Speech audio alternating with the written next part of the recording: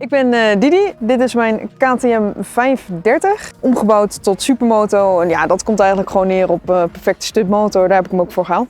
Het begon eigenlijk een beetje als ik moest en zou wheelies kunnen maken en stunt op de motor. Ik heb nu 3 jaar ongeveer mijn rijbewijs. Ik begon met een Triumph Tiger 800. Ja, dat is een redelijk bakbeest. Moest ik ook wheelies mee proberen. Nou, voor de mensen die die motor kennen, die zitten nou heel hard nee te knikken, want daar is er geen motor voor. Want ik had lekker de voorvorken.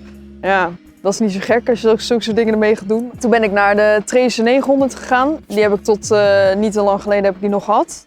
Veel sportiever, maar ook een beetje een hogere motor. Omdat ik best lang ben, wheelies mee geprobeerd. Maar ook niet een handige motor om mee te leren. Dus toen zou er gewoon een stuntmotor komen die daar specifiek voor is gemaakt. En dan heb ik een leuk Instagram account waar ik gewoon op kan vragen van goh, ik heb er niet heel veel verstand van, wat moet ik een beetje hebben? Kom je bij KTM Supermoto uit. Deze komt uit 2009, dus het is niet de nieuwste of zo. Die zijn ook onbetaalbaar. En ik had zoiets van ja, ik ga ermee gooien en smijten. En zo, als ik dan de nieuwste ga halen, dat is alleen maar zonde. Ik ga het kapot maken.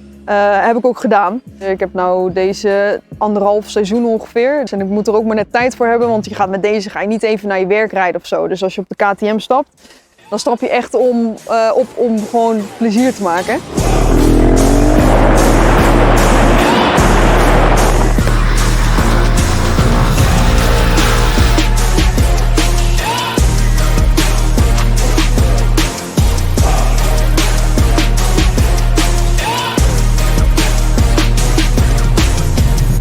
Het is wel echt een hele leuke motor om te hebben. Ik wil niet dat doe ik ook hoor, maar goed, ik wil niet zo'n chick op de motor zijn die alleen maar mooi op de foto staat. Maar ook nog wel een beetje wat kan. Deze kan het allemaal hebben, dus dat is wel fijn. Die kan je om laten ketsen en dan maakt het niet zoveel uit. Ik heb ook overal schade aan de zijkant en zo, maar goed. Nieuw kappensetje met deze is niet zo spannend. Als ik mijn R7 zeg maar neerleg, dan lig ik wel ergens in een hoekje te huilen, denk ik. Supermotors heb je niet heel veel in Nederland. En ik wilde hem ook wel ergens gewoon bij een garage of hoe je het wil noemen. Zakelijk, in ieder geval niet bij een particulier, laat ik het zo zeggen. Nou maakt het niet uit, want op deze dingen krijg je toch geen garantie mee. Want ze weten wat je ermee gaat doen, dus dat maakt helemaal niet uit. En ja, deze weegt 115 volgens mij, als ik het goed zeg. Het is een 530, maar het heeft 510 cc. Het is een 1-cilinder, dus dat is gewoon meteen gekhuis eigenlijk, om het zo maar te zeggen. En het is 4-takt. Wat ik vooral merk als je dus inderdaad op het achterwiel zit. Als je het gas loslaat, dan remt hij daar redelijk op af. En als je een 2-takt hebt, ook een heel ander geluid. Ja, en volgens mij zit er zo'n 80 pk in. Ik ben op een gegeven moment wheelies gaan leren in zijn 3. Omdat je dan, als je hard gas geeft, komt hij wel makkelijk omhoog. Maar niet meteen heel nerveus, zeg maar. Dat als je elke keer een beetje gas bijgeeft, dat hij hem elke keer omhoog gooit. Degene waar ik een proefritje op maakte, die had een andere kleur. En dat vond ik niet mooi, want nou ja, ik ben ik. Ik wou die kleur niet hebben. Dus toen liep ik naar binnen en toen stond deze op de brug. En daar had hij dus die blauwe stickers op zitten. En toen dacht ik van ja, maar dat vind ik juist speciaal, dat vind ik wel uniek. Ik heb hem al redelijk klaar gekocht natuurlijk. Ik heb er niet heel veel verstand van. Volgens mij zit er een andere schijfrem op. De gearing zal anders ingesteld zijn, maar dat zijn ook weer dingen, dat doen ze dan voor mij. En ik denk, oh dat rijdt lekker, dat gaat goed, dus daar ben ik blij mee. Nou ja, wat ik zelf heb gedaan is er een andere stickerset opgeplakt. Leuke uitlaat erop.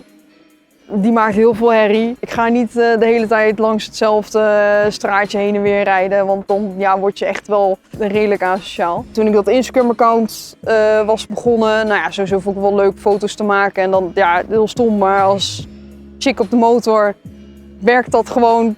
Ja, en als je dan serieus tijd in gaat steken, wat ik uiteindelijk wel heb gedaan, dan word je nog wel wat groter. Zo ontmoette je gewoon mensen die ook een Tracer hadden of die ook in de buurt woonden. Of kom je in groepjes te rijden, wat ik voorheen helemaal nooit deed. Waardoor ja, je komt dan helemaal in zo'n biker community terecht. Meestal zijn de echte motorrijders zijn enthousiaster als ze dit zien. Dit is wel echt iets heel specifieks voor erbij, waar iedereen wel van weet dat het echt een speeltje is. Ja, en inmiddels groeien groter en dan zijn er ook bedrijven die je benaderen, die dat tof vinden, die dan willen samenwerken. Ja, dat is al helemaal een droom natuurlijk. Eerst was het Lady Biker X. Daar kwamen te veel flapdrol op af, laat ik het maar zo zeggen. Op het werk moet ik opletten dat ik niet te veel heftig aan het schelden ben. Dus toen heb ik mezelf, ik weet niet waarom, maar op een gegeven moment aangeleerd dat ik mensen dan uitscheld met Dodo. Toen dacht ik, van ja, en het klinkt gewoon lekker, dus dat vond ik wel de perfecte naam. Ik wil ook niet overkomen als een Lady Biker X. Dan vind ik die de motordoden wel wat leuker klinken. Nou, natuurlijk heb ik wel het voordeel dat ik inderdaad als een van de weinige dames op een motor zit en dan ook nog eens af en toe wheelies maak, weet je wel. Dus dat werkt enigszins wel zo. Maar ja, je hebt altijd een beetje mafkezen op Instagram die berichtjes sturen. Nou, die verwijder ik gewoon, dan ben ik er vanaf. Ik merk er niet per se heel veel van, maar misschien omdat ik me er ook gewoon voor afsluit. Ik vind het leuk om gewoon andere dingen te doen wat iedereen al doet. En dan kom je toch wel op een supermotor uit en nou ja, asociaal rijgedrag zullen we het maar noemen. Ik heb deze gekocht. Ik weet niet eens met hoeveel uren erop. Ja, voor 6,5 denk ik. Het is dat ik ook woon-werkverkeer rijd. Maar als ik nou zou moeten kiezen tussen de R7 en tussen deze, dan zou het wel heel moeilijk worden hoor. Want aan rijplezier, gewoon als je even een stukje gaat rijden, zou ik altijd deze pakken. Altijd. Ja, als je ergens heen moet, ik ga hier geen snelweg meer rijden, daar is het niet voor gemaakt. Het zit ook niet lekker, je trilt alle kanten op. Ik zou het moeten opzoeken hoor, want om de zoveel uur, want het gaat om uren bij zulke soort motoren, moet je zo'n revisie doen. Ja, als je dan veel uren op zo'n motor zit, dan gaat dat wel pijn doen aan je portemonnee. Nou ja, daar blijft wel geld in gaan. De uitlaat is kapot. Dat komt omdat ik gevallen ben met de motor en toen is die onder de vangrail geklapt. Die scheur is nu inmiddels een gat, dus er komen mooi van die pluisjes uit. Dus ik moet er echt snel een nieuwe op zetten, want het wordt alleen maar erger.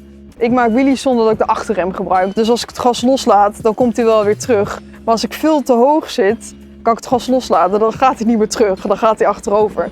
En dan moet je dus altijd de achterrem gebruiken, want dan trekt hij hem natuurlijk zelf gewoon weer terug op het asfalt. En ik ging een gangetje of 80 en ik ging de voorwiel de lucht in en ik ging veel te enthousiast, dus ik trok hem omhoog. En ja, ook gewoon geen reactievermogen of niks. Ik zat gewoon zo en ik voelde het en toen dacht ik, ja, dit gaat fout.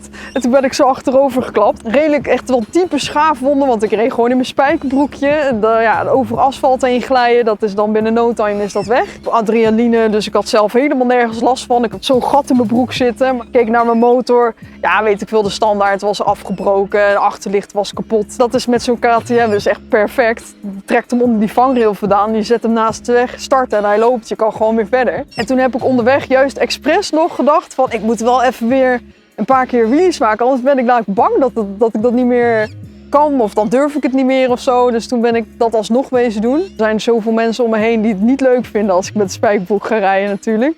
Dat ik me wel redelijk verplicht voel ondertussen om gewoon altijd wel beschermende kleding aan te hebben. Het zou mooi zijn als ik vanaf nu alleen nog maar perfecte wheelies maak zonder achterover te gaan. Ja, heel cliché. Ik vind het gewoon heel erg leuk om motor te rijden, dus dat wil ik ook vooral blijven doen. Maar ik ben wel bezig om te kijken, nou ja, YouTube of livestreamen. En ja, het zou heel tof zijn als dat mijn baan zou kunnen worden. Hè? Dat ik gewoon motor kan rijden en niet meer daarnaast nog hoef te werken. Dus dat is wel iets, dat is een beetje een droom. Maar ja, dan moet ik er zelf heel veel tijd in gaan steken. Dus dat moet eerst nog maar eens gebeuren.